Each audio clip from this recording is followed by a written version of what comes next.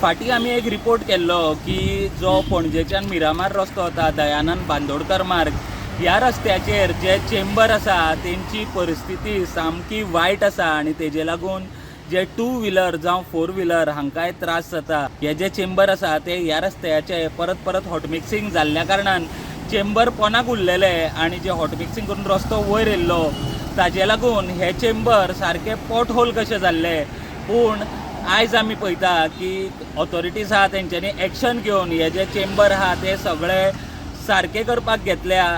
बरें दिसता की जेन्ना आमी अशा तरेचे कितें इश्यूज आसता ते लोकां मुखार आनी सरकारा मुखार दवरता तेन्ना अशा तरेचे बेगीन एक्शन जाता त्यो गजाली पळोवन।